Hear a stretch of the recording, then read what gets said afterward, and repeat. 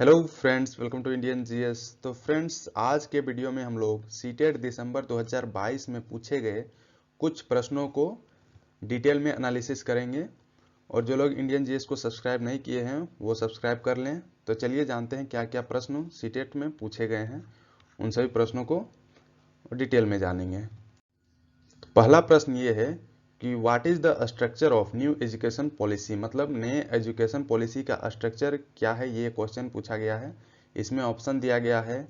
ए में 5+3+3+4, बी में 5+2+3+4, सी में 5+6+1+2 और डी में 4+3+3+2।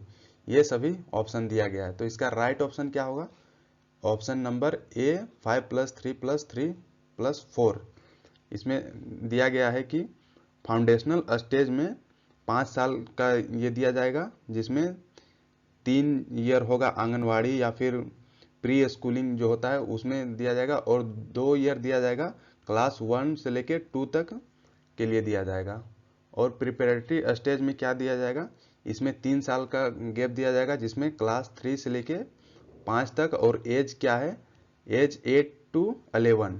और मिडिल में क्या दिया गया है? इसमें भी 3 साल का गैप दिया गया है, और इसमें क्लास 6 to लेके 8 तक और एज 11 to 14 इसमें दिया गया। और सेकेंडरी में कितना? 4 ईयर का गैप दिया गया है, और इसमें क्लास 9 से लेके 12 तक, और इसमें एज दिया गया है एज 14 से लेके 18 तक।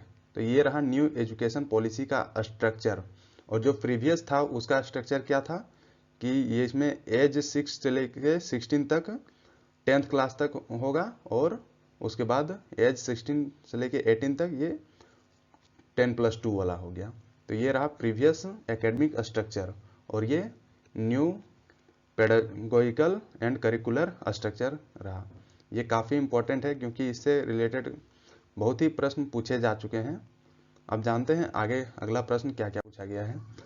मैप बेस्ड क्वेश्चन पूछा गया था कि तमिलनाडु के निकट के राज्यों के नाम क्या क्या हैं, वो सभी प्रश्न पूछे गए हैं। इसमें ऑप्शन दिए गए होंगे, लेकिन ऑप्शन ज़्यादा नहीं पता चला, तो ये बता देते हैं कि क्या क्या हो सकता है। तो ये रहा तमिलनाडु राज्य हमारे इंडिया में, और इसके निकट राज्य कौन कौन से हैं? तो ये आंध्र प्रदेश है, और दूसरा कर्नाटका है, और तीसरा केरल है। तो टोटल 3 स्टेट हैं जो कि तमिलनाडु के सटे हुए राज्य है, मतलब सीमावर्ती राज्य। मैप बेस्ड क्वेश्चन काफ़ी एक एक क्वेश्चन तो पूछे ही जाते हैं हर शिफ्ट में, तो एक बार आप इंडिया के मैप को अच्छे से देख लें ताकि आपको आसानी होगी एग्जाम में सही करने के लिए। अब आगे देखते हैं अगला प्रश्न क्या पूछा गया है। अगला प्रश्न ये है कि what is the example of gross motor skill, मतलब स्थूल गति कौशल के एग्जाम्पल पूछे गए हैं, जिसमें ऑप्शन दिया गया है। ऑप्शन ए में दिया गया है रनिंग, बी में राइटिंग, सी में थ्रेड द नीडल, मतलब सुई में धागा डालना, और डी में दिया गया है रीडिंग। तो इसमें ग्रॉस मोटर स्किल कौन से हैं वो पूछा गया है। तो इसमें क्या होगा? ऑप्शन नंबर ए जो कि रनिंग है, इसमें ये होगा सही ऑप्शन।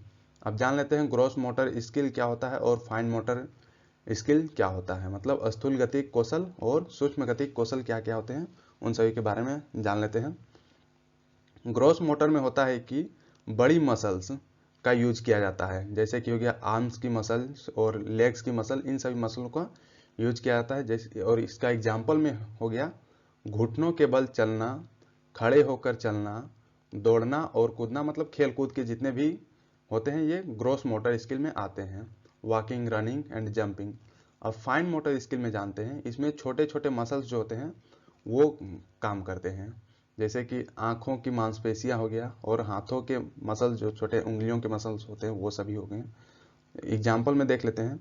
उंगलियों और अंगूठों के जरिए कुछ उठाना, रेत में पैरों की उंगलियां घुमाना, या फिर हो गया ड्राइंग करना, पेंटिंग करना, राइटिंग करना, काजल लगाना, ये सभी फाइन मोटर स्किल्स के एग्जाम्पल्स हैं।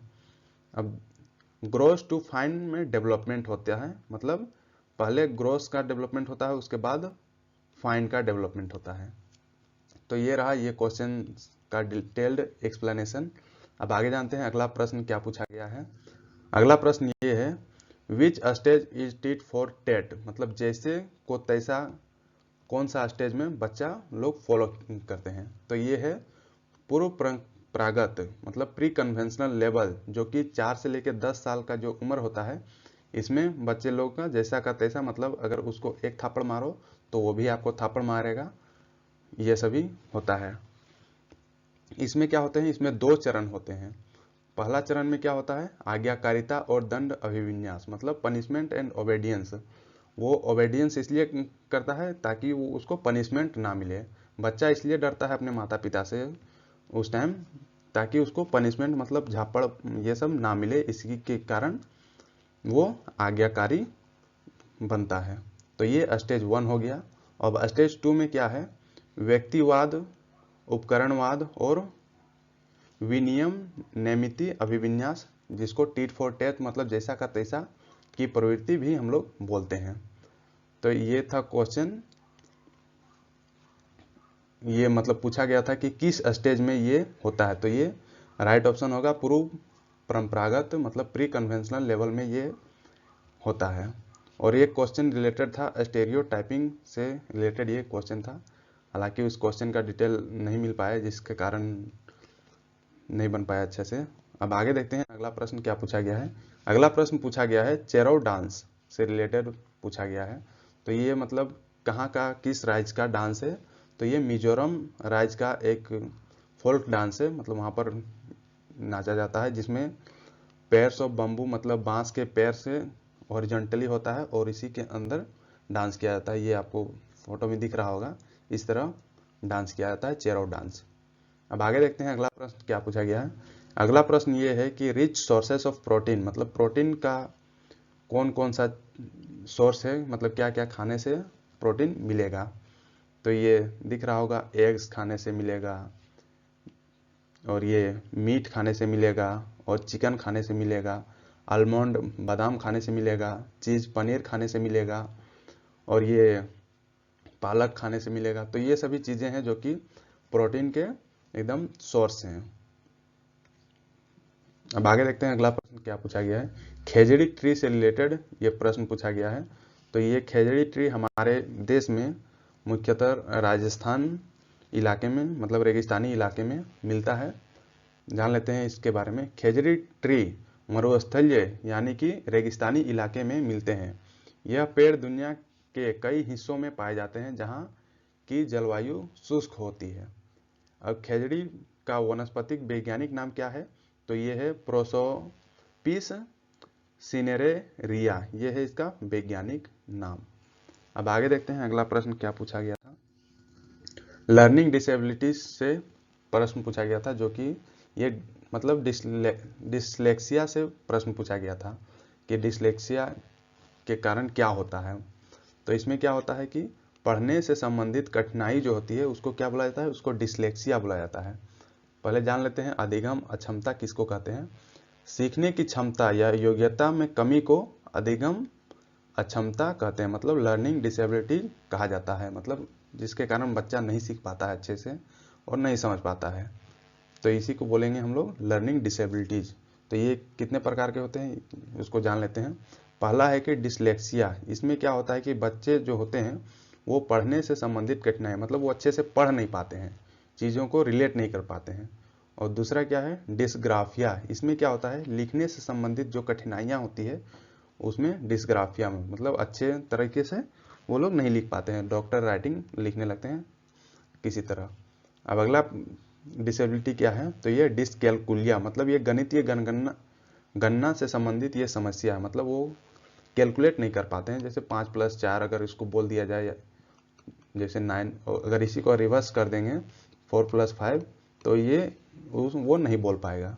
तो ये हो गया गणितीय गणना से संबंधित समस्या, डिसकैलकुलिया जिसको बोले जाते हैं, मतलब कैलकुलेशन से संबंधित प्रॉब्लम को डिसकैलकुलिया बोला जाता है। अब आगे देखते हैं डिसमोर्फिया। इसमें क्या होता है कि भ्रम वाली स्थिति इसमें हो जाती है, जैसे कि कैट और डॉग में डिफ्रेंशिएट नहीं कर पाना, मतलब वो भ्रम वाला हो गया। अब आगे देखते हैं डिस्फेजिया क्या है। तो इसमें होता है बोलने से संबंधित जो विकार होते हैं उसको डिस्फेजिया बोला जाता है। अगला क्या है डिस्प्रेक्सिया। तो इसमें शारीरिक कौशल से संबंधित जो विकार होते हैं उसको डिस्प्रेक्सिया बोला जाता है। और अगला है डिस्थीमिया, मतलब तनाव से संबंधित जो बच्चों में देखा जाता है उन सभी विकारों को बोला जाता है डिस्थीमिया बोला जाता है। तो ये सभी टोटल रहा अधिगम अक्षमता से रिलेटेड जितने भी हैं वो सभी। इसको देख लें, काहे कि ये तो क्वेश्चन पूछा जा चुका है, हो सकता है नेक्स्ट शिफ्ट में ये पूछा जाए या फिर डिस्कैल्कुलिया पूछा जाए, डिस्मोर्फिया पूछा जाए, डिस्फेजिया पूछा जाए, तो आसानी होगी आपको आंसर करने में। अब आगे जानते हैं अगला प्रश्न क्या पूछा गया है। हिमाचल प्रदेश की राजधानी क्या है वो पूछा गया है। तो इसमें दो राजधानी है हिमाचल प्रदेश के, एक समर में होता है शिमला, कैपिटल हो जाता है इसका, और विंटर में होता है धर्मशाला। तो ये जान लें हिमाचल प्रदेश की दो राजधानियां हैं। और भी क्वेश्चन पूछा गया था, सोलर सिस्टम से पूछा गया था, रेड डाटा बुक से पूछा गया था, वन संरक्षण के अधिनियम 1950 से पूछा गया था। हालांकि डिटेल स्टूडेंट जितना भेजे, मतलब जो भी एग्जाम देने के लिए जाता है उसको बस कुछ कुछ ही पॉइंट पता होता है कि जैसे सोलर सिस्टम से पूछा गया, पूरा ऑप्शन तो नहीं पता होता है, जिसके कारण हमें भी उतना जानकारी नहीं मिल पाती है, तो मैंने डाल दिया हूँ वैसे ही। अब आगे देखते हैं अगला प्रश्न क्या पूछा गया है। ग्रीन हाउस गैसेस से पूछा गया, मतलब इसमें पूछा गया होगा, ऑप्शन दिए होंगे कि इनमें से कौन कौन से ग्रीन हाउस गैसेस हैं। तो जान लेते हैं कौन कौन से हैं। तो पहला है कि कार्बन डाइऑक्साइड है, मीथेन है, मीथेन को CH4 भी बोला जाता है केमिकल फॉर्मूला में, और है नाइट्रस ऑक्साइड, हाइड्रोक्लोरोफ्लोरोकार्बन्स जो होते हैं वो होते हैं, जिसको HCFC भी बोला जाता है, और हाइड्रोफ्लोरोकार्बन्स मतलब HFC और ओजन, ये सभी हैं ग्रीन हाउस गैस, इन सभी को बोला जाता है। अब आगे देखते हैं अगला प्रश्न क्या पूछा गया। चिपको आंदोलन से संबंधित कुछ प्रश्न होगा, तो जान लेते हैं चिपको आंदोलन आखिर है क्या। तो चिपको आंदोलन एक पर्यावरण रक्षा का आंदोलन था, जो कि यह भारत के उत्तराखंड राज्य, मतलब तब उत्तर प्रदेश का पार्ट था, उत्तराखंड मतलब उस टाइम अलग नहीं हुआ था, में किसानों ने वृक्षों की कटाई का विरोध करने के लिए ये आंदोलन किया था। तो ये किसानों के द्वारा किया गया ये आंदोलन था। वे राज्य के वन विभाग के ठेकेदारों द्वारा वनों की कटाई का विरोध कर रहे थे उस टाइम, और यह आंदोलन तत्कालीन उत्तर प्रदेश के चमोली जिले में सन 1972 में प्रारंभ हुआ था। मतलब अभी क्या है, अभी उत्तर प्रदेश का जो चमोली जिला है उस इलाके में ये हुआ था आंदोलन, और उस टाइम कहाँ था, उत्तराखंड में। अब आगे जानते हैं अगला प्रश्न था मॉस्किटो काउज डिजीज, मतलब मच्छर से होने वाले बीमारियां क्या क्या है, उन सभी से रिलेटेड पूछा गया था। इसमें भी ऑप्शन दिए होंगे कुछ कुछ, और उसमें कुछ वैसा ऑप्शन दिया होगा जो कि नहीं होगा, तो वही तो जान लेते हैं क्या क्या बीमारियां होता है मच्छर के काटने से। तो पहला तो मलेरिया होता है, उसके बाद डेंगू फीवर होता है, yellow fever, Zika virus, chikungunya होता है, और इलेफेंथिसिस होता है, और जापानीज इंसेफेलाइटिस, ये सभी बीमारियां होती हैं मच्छर के काटने से। Malaria, dengue fever, chikungunya, yellow fever, West Nile virus, और ये ईस्टर्न यूनिक इंसेफेलाइटिस, जिसको शॉर्ट फॉर्म में EEE बोला जाता है, ये सभी मच्छर के काटने से बीमारियां होती है। अब आगे जानते हैं मलेरिया से बचाव के उपाय, ये भी प्रश्न पूछा गया है, होगा कोई दूसरे शिफ्ट में पूछा गया होगा, पहले शिफ्ट में वो पूछा गया हो तो दूसरे शिफ्ट में ये पूछा गया है। तो इसे जान लेते हैं कि क्या बचाव करना चाहिए जिससे मच्छर ना काटे। तो ये है कि बच्चों को मच्छरदानी या महीन पतले कपड़े के नीचे सुलाएं पहला, और शरीर पर सरसों का तेल लगाएं, इससे मच्छर क्या करते हैं, नहीं काटते हैं। अगला पॉइंट क्या है, मच्छरों और लार्वा को खत्म कर दें। मच्छर रुके हुए पानी में पैदा होते हैं, मतलब जहाँ पर पानी स्टोर हो जाता है बहुत दिनों तक, वहाँ पानी जम जाता है, तो उसी में मच्छर अपना अंडा देते हैं और वहीं से पैदा होते हैं। और आसपास के टूटे हुए बर्तनों को हटा दें, तालाब या दलदल को साफ करें, उन पर थोड़ा सा तेल डालें। तेल डालने से क्या होता है कि उनको ऑक्सीजन नहीं मिल पाता है, क्योंकि तेल पानी के ऊपर फैल जाता है, और जिसके कारण वो लार्वा जो मच्छर देते हैं, अंडे देते हैं, वो नहीं पनप पाता है। अब अगला देखते हैं घर के आसपास गड्ढों तथा पानी के इकट्ठा होने वाले स्थानों पर को पाट दें, और छत की टंकी, टैंकर, कूलर इत्यादि में जो पानी रहते हैं उन सभी को समय समय पर बदलते रहें, ताकि उसमें भी मच्छर ना पनप सके। अब आगे देखते हैं अगला प्रश्न, अदर क्वेश्चन क्या क्या पूछा गया है। सामाजिक किट से प्रश्न था, इसमें मतलब जिसको सोशल इंसेक्ट मतलब जो झुंड में रहते हैं उन सभी कीटों के नाम दिए गए होंगे। तो इसमें क्या होगा, मधुमक्खी जो होता है वो एक झुंड में होता है, और चींटी जो होता है ये भी झुंड होता है। तो इन सभी को बोला जाता है सामाजिक कीट बोला जाता है। और भी क्वेश्चन था चॉम्स्की से रिलेटेड, पियाजे से रिलेटेड, कोलबर्ग्स, वाइगोत्स्की, इन सभी से रिलेटेड क्वेश्चन थे। जेंडर से रिलेटेड था, पर्यावरण अध्ययन से क्वेश्चन था, मोर से संबंधित प्रश्न होगा, और घर से संबंधित, आवास, मेंडल से संबंधित ये सभी प्रश्न पूछे गए थे।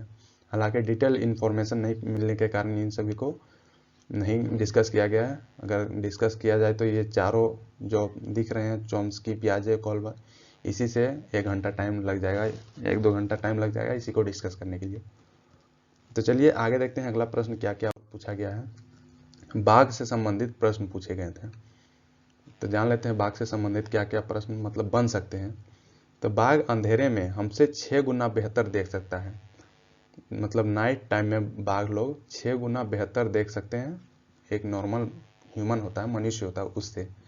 बाघ की मूछें हवा में हुए कंपन को भांप लेती है, मतलब हवा में जो कंपन होती है उसको भांप लेती है, जिससे उसे शिकार की सही स्थिति का पता चल जाता है, और इससे वे अंधेरे में रास्ता ढूंढ लेता है और वो शिकार को वो पकड़ लेता है। अगला पॉइंट क्या है, बाघ अपने इलाके में मूत्र करके अपनी गंध छोड़ता है, और दूसरे बाघ इस गंध को तुरंत पहचान लेते हैं कि मतलब इस इलाके में पहले से बाघ रह रहा है। बाघ मौके के अनुसार अपनी आवाज़ बदलता रहता है, मतलब टाइम टाइम पर ये अपनी गुर्राने की आवाज़, चिल्लाने की आवाज़ बदलते रहते हैं। बाघ का गुर्राना 3 किलोमीटर दूर तक सुना जा सकता है, ये काफ़ी इंपॉर्टेंट है, पूछा जा सकता है कि बाघ का गुर्राने का आवाज़ कितने किलोमीटर दूर तक पूछा जा सकता है, तो ये 3 किलोमीटर दूर तक सुना जा सकता है। अगला पॉइंट क्या है, बाघ के दोनों कान बाहर की आवाज़ इकट्ठा करने के लिए अलग अलग दिशाओं में बहुत ज़्यादा घूम भी जाते हैं, मतलब वो अपने कान को घुमाते रहता है ताकि किधर से आवाज़ आ रहा है वो सटीक तरीके से वो आवाज़ को पहचान पाए। अब बाघ हवा से पत्तों के हिलने और शिकार की झाड़ियों में हिलने से हुई आवाज़ का जो अंतर होता है वो तुरंत वो जान लेता है कि ये हवा से हिला है पत्ता या फिर कोई वहाँ पर पहले से जानवर या फिर कोई भी वो हिलाया हो। तो ये सभी इसके सेंसिटिव ऑर्गन से मतलब इसकी पहचान है बाघ की। इन्हीं से रिलेटेड कुछ प्रश्न पूछे गए होंगे, तो देख लें क्या प्रश्न पूछा गया होगा। अब आगे जानते हैं अगला प्रश्न क्या पूछा गया है। हाथी से संबंधित प्रश्न पूछा गया है। अब इसका डिटेल एक्सप्लेनेशन जान लेते हैं कि हाथी को पानी और कीचड़ में खेलना बहुत पसंद है, क्योंकि इसके कारण उनके शरीर की ठंडक मिलती है, और हाथी के कान पंख जैसे होते हैं। गर्मी लगने पर हाथी अपने कान हिलाकर हवा करता है, मतलब जब भी हाथी को गर्म लगता है, गर्म महसूस होता है, तो वो क्या करता है, अपने कान को हिला हिला के पंखे जैसा वो हवा लेता है। अगला पॉइंट क्या है, 3 महीने का हाथी 200 किलोग्राम वजन का होता है। जब हाथी का बच्चा 3 महीने का हो जाता है तो उसी टाइम इसका वजन कितना हो जाता है, तो ये 200 किलोग्राम के लगभग में हो जाता है। और एक बड़ा हाथी दिन में 100 केजी से ज़्यादा पत्तों और झाड़ियों को खा लेता है, तो इतना होता है इनकी खाने की क्षमता। अब आगे जानते हैं, हाथी बहुत कम आराम करता है, मतलब एक दिन में केवल 2 से 4 घंटे ही हाथी सोता है। ये भी पूछा जा सकता है कि हाथी एक दिन में कितना सोता है, तो ये होगा सही उत्तर क्या होगा, तो 2 से 4 घंटे ही सोता है, ये ज़्यादा नहीं सोता है। हालांकि इसका शरीर इतना बड़ा होता है, इसको ज़्यादा सोना चाहिए, लेकिन ये नेचुरल है कि ये 2 से 4 घंटा ही हाथी सब सोते हैं। अब आगे देखते हैं, हाथी परेशानी आने पर एक दूसरे की मदद करते हैं, ना कि भाग नहीं जाते हैं, ये अपने दोस्तों यारों को मदद करते हैं जब भी कोई प्रॉब्लम इन सभी को आती है। अब आगे देखते हैं, झुंड में 10 या 12 हथिनी की और बाकी बच्चे होते हैं, मतलब एक झुंड, ये सब का एक झुंड चलता है जिसमें 10 या 12 हथिनी होती है और बाकी सब जितने होते हैं वो सभी बच्चे होते हैं। मतलब जो बड़े हाथी होते हैं वो झुंड में नहीं रहते हैं, वो छोड़ के चले जाते हैं, भाग जाते हैं। झुंड की सबसे बुजुर्ग हथिनी जो होती है वो पूरे झुंड की नेता होती है, वही मतलब वही इंस्ट्रक्ट करती है कि किधर जाना है, क्या करना है, कहाँ जाना है, ये सभी चीज़ों को। अब अगला पॉइंट क्या है, 15 से 14 साल तक हाथी इस झुंड में रहता है और फिर वह झुंड छोड़कर चला जाता है। मतलब जब बच्चा हाथी जो होता है वो 14 या 15 साल का हो जाता है तो उस टाइम वो झुंड छोड़कर चला जाता है, नहीं रहता है। अब आगे जानते हैं, विकास और वृद्धि और विकास से संबंधित प्रश्न पूछे गए थे, तो ये जान लेते हैं, इसके अंतर को जान लेते हैं कि क्या क्या अंतर होता है विकास और वृद्धि में। वृद्धि में पहला अंतर मात्रात्मक या परिमाणात्मक परिवर्तन होता है वृद्धि में, और विकास में परिमाणात्मक के साथ साथ गुणात्मक परिवर्तन भी होता है विकास में। दूसरा, वृद्धि सामान्यतः शारीरिक परिवर्तनों से संबंधित है और विकास जो है ये विभिन्न शारीरिक, मानसिक और तथा व्यवहारिक संगठन होता है जिसके जो परिवर्तन होता है विकास में। अगला क्या डिफरेंस है, वृद्धि का मापन सही से किया जा सकता है और जबकि विकास का मापन सही से नहीं किया जा सकता, मतलब इसका अवलोकन करते हैं। अगला अंतर, इसमें संरचनात्मक परिवर्तन शामिल है और एक समय के बाद यह रुक जाती है। जो वृद्धि होती है मतलब एक समय के बाद जो हाइट होता है वो बढ़ना रुक जाता है, वेट ये सभी रुक जाता है, नहीं बढ़ता है। जबकि विकास जो होता है ये निरंतर चलता रहता है, मतलब जन्म से लेकर मरते दम तक ये, इसको बोला जाता है कि वॉर्म टू टॉम्ब, मतलब गर्भ से लेके कब्रिस्तान तक ये विकास चलते रहता है। तो ये रहा विकास और वृद्धि में अंतर। अब आगे जानते हैं, विटामिन सी से संबंधित कुछ प्रश्न पूछा गया था, मतलब इसका सोर्स क्या क्या होगा उससे प्रश्न पूछा गया होगा। तो vitamin C also known as ascorbic acid भी इसको जाना जाता है और एस्कॉर्बेट भी इसको बोला जाता है, मतलब इस नामों से भी विटामिन सी को जाना जाता है। और ये क्या होता है, एक वाटर सोल्यूबल विटामिन होता है जो कि साइट्रस फ्रूट्स जो होते हैं उन सभी में पाया जाता है, और जो वेजिटेबल्स होते हैं, सब्जियां होती हैं, उन सभी में पाया जाता है। जैसे कि हो गया संतरा हो गया, इसमें काफ़ी ज़्यादा मात्रा में विटामिन सी मिलता है। नींबू वगैरह हो गया, और ये शिमला मिर्च हो गया, इन सभी चीज़ों में विटामिन सी काफ़ी मात्रा में मिलते हैं। केला या फिर टमाटर, लहसुन, धनिया पत्ता, इन सभी में विटामिन सी मिलते हैं। अब आगे जानते हैं अगला प्रश्न क्या पूछा गया है। ये अगला प्रश्न है, मधुबनी पेंटिंग से रिलेटेड कुछ प्रश्न पूछे गए होंगे, तो जान लेते हैं मधुबनी पेंटिंग से related detail information. Madhubani Bharat के बिहार राज्य में स्थित एक जिला है। मधुबनी कहाँ पर है, तो ये बिहार राज्य में सिचुएटेड एक स्टेट है, डिस्ट्रिक्ट है, सॉरी। अब अगला पॉइंट क्या है, मधुबनी दो शब्दों से मिलकर बना है। पहला है मधु और दूसरा बनी, जिसमें मधु का अर्थ होता है शहद और बनी का अर्थ क्या होता है, जंगल, यानी शहद का जंगल इसका मतलब होता है। अब जानते हैं, यह पेंटिंग बिहार के मधुबनी जिले की एक स्थानीय कला है जिसकी वजह से इस पेंटिंग का नाम मधुबनी पेंटिंग रखा गया है। और मधुबनी पेंटिंग को मिथिला पेंटिंग के नाम से भी जाना जाता है, ये जान ले, ये काफ़ी इंपॉर्टेंट है। मधुबनी पेंटिंग को और किस नाम से जाना जाता है, तो ये मिथिला पेंटिंग के नाम से भी जाना जाता है। कुछ इस प्रकार का दिखता है मधुबनी पेंटिंग, ये देख के आपको समझ में आ रहा होगा, काफ़ी जगहों में दिख गया होगा आपको। अब जानते हैं इसका मतलब कैसे इस पेंटिंग को किया जाता है। इसको बनाया जाता है पेस्ट ऑफ पाउडर राइस, मतलब जो चावल का जो पाउडर होता है उससे बनाया जाता है और उसमें कलर मिक्स करके बनाया जाता है इस पेंटिंग को। और वो कौन कौन सा कलर होता है, तो ये कलर होता है इंडिगो, जिसको नील भी बोला जाता है, और जो टर्मरिक हल्दी का जो कलर होता है उससे बनाया जाता है, और कुछ कुछ फ्लावर से भी और ट्री से भी कलर लिए जाते हैं और इस पेंटिंग को बनाया जाता है। और इसमें क्या क्या शो किया जाता है, इसमें शो किया जाता है ह्यूमन बींग्स को शो किया जाता है, जैसे कि ये मानव दिखाए जा रहे हैं, एनिमल्स जानवर को दिखाया जाता है, ट्री को दिखाया जाता है, फ्लावर्स, बर्ड्स, फिश और अदर एनिमल्स को भी इस पेंटिंग में शो किया जाता है। तो ये रहा मधुबनी पेंटिंग का एक डिटेल्ड इन्फॉर्मेशन। अगर कोई भी नेक्स्ट एग्जाम में हो सके तो इन्हीं सभी रिलेटेड, इन्हीं सभी से क्वेश्चन पूछे जा सकते हैं, तो अच्छे से देख लें। अब आगे जानते हैं, अब फिर मैप बेस्ड क्वेश्चन आ गया है। Which states are sides of Bay of Bengal, मतलब कौन कौन से वैसे हमारे इंडिया के स्टेट हैं जो बे ऑफ बंगाल, मतलब बंगाल की खाड़ी के साइड, मतलब उसको टच करते हैं। तो ये रहा बे ऑफ बंगाल। इसमें देख लेते हैं स्टेट कौन कौन से, वेस्ट बंगाल है, उड़ीसा है, और ये आंध्र प्रदेश है, और ये तमिलनाडु। तो ये सभी हैं स्टेट, जो 4 स्टेट हैं वो सभी टच करते हैं। अगर यूनियन टेरिटरी अगर पूछा जाता तो ये अंडमान निकोबार जो है ये होता, पुडुचेरी होता, ये सभी होता यूनियन टेरिटरी में। तो ये क्वेश्चन पूछा गया है। हालांकि मैप, आप इंडिया का मैप जरूर एकदम अच्छे तरीके से देख के जाएं ताकि आपको नेक्स्ट, हालांकि हर एक एग्जाम में एक में बेस्ट क्वेश्चन रहता ही रहता है, तो अच्छे से देख लें। अब आगे जानते हैं। फिर एक और में बेस्ट क्वेश्चन है कि neighbour state of Madhya Pradesh, मतलब मध्य प्रदेश का जो पड़ोसी स्टेट है उन सभी स्टेट को से रिलेटेड है। तो ये कौन कौन से स्टेट हैं वो जान लेते हैं। ये रहा मध्य प्रदेश जो बीचों बीच है हमारे इंडिया के। तो इसके पड़ोसी स्टेट हैं, पहला छत्तीसगढ़, और दूसरा उत्तर प्रदेश, और तीसरा राजस्थान, और चौथा गुजरात, और पांचवा महाराष्ट्र।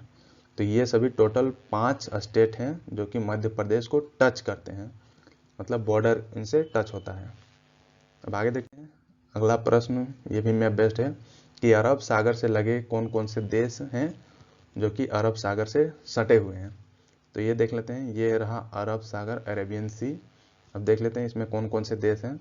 तो पहला है मालदीव है, दूसरा इंडिया हमारा प्यारा देश भारत, तीसरा पाकिस्तान, और ये ईरान, और ओमान, यमन, और ये सोमालिया। ये सभी हैं देश जो कि अरब सागर से को टच करते हैं। तो देख लें, मैप बेस्ड क्वेश्चन काफ़ी इजी होता है। अगर आप मैप का अगर आपको अच्छा नॉलेज होगा तो वो आसानी से वो क्वेश्चन बन सकते हैं। अब आगे देखते हैं अगला प्रश्न। अब मैथ से रिलेटेड कुछ कुछ प्रश्न पूछे गए हैं। तो इसमें ये प्रश्न है, पहला प्रश्न है कि 800 centimetre plus 80 metre plus 8 kilometre बराबर क्या होगा, ये पूछा गया है। तो इसका सॉल्यूशन ऐसे होगा कि पहले ये यूनिट जो होगा इसको पहले सेम कर लें, क्योंकि यहाँ पर अलग अलग यूनिट दिखाया जा रहा है, सेंटीमीटर दिखाया जा रहा है, मीटर दिखाया जा रहा है, और एक किलोमीटर है। तो जब तक नहीं ये यूनिट सेम होगा तब तक ये ऐड नहीं होगा, समझे। तो पहले यूनिट को सेम कर लें, उसके बाद ऐड करने से आपको एक्यूरेट आंसर मिल जाएगा। तो इसमें सही आंसर क्या होगा, तो 8.088 किलोमीटर इसका राइट आंसर होगा। हालांकि आप कैलकुलेट करके देख लें, आपको इतना ही आने वाला है, क्योंकि ये पहले प्री कैलकुलेट किया जा चुका है। और क्वेश्चन था एलसीएम से, कुछ क्वेश्चन रिलेटेड था, नंबर सिस्टम में कुछ क्वेश्चन था। अब आगे जानते हैं। ये क्वेश्चन पूछा गया था कि 96 के सम ऑफ फैक्टर्स, मतलब इसके जितने भी फैक्टर हैं उन सभी फैक्टर का सम क्या होगा, ये पूछा गया है। तो जान लेते हैं सॉल्यूशन क्या है। पहले फैक्टर्स निकाल लेते हैं कि 96 के कितने फैक्टर्स होंगे। तो ये पहला 1 फैक्टर होगा, 2, 3, 4, 6, 8, 12, 16, 24, 32, 48, 96, ये सभी 96 के फैक्टर्स हैं। अब इन सभी को जोड़ देना है, ऐड कर देना है। तो ऐड करने से कितना आएगा, ये आएगा 252 आएगा। तो ये रहा एक क्वेश्चन मैथ से पूछा हुआ। अब आगे जानते हैं ये कौन से संबंधित प्रश्न आए थे। आयत के परिमाप से संबंधित प्रश्न आए थे, त्रिभुज से संबंधित प्रश्न आए थे। तो ये सभी प्रश्न पूछे गए हैं सीटेट में। तो कैसा रहा video. Thank you for watching this video को लाइक शेयर जरूर करें ताकि आपके दोस्तों को भी जो भी हो उसे पता चल पाए कि कैसा कैसा क्वेश्चन पूछा जा रहा है सीटेट में। और सब्सक्राइब जरूर करें इंडियन जीएस को, और सब्सक्राइब करके बेल आइकन जरूर दबाएं ताकि आपको रेगुलर अपडेट मिलती रहे इस चैनल के थ्रू। तो थैंक यू दोस्तों।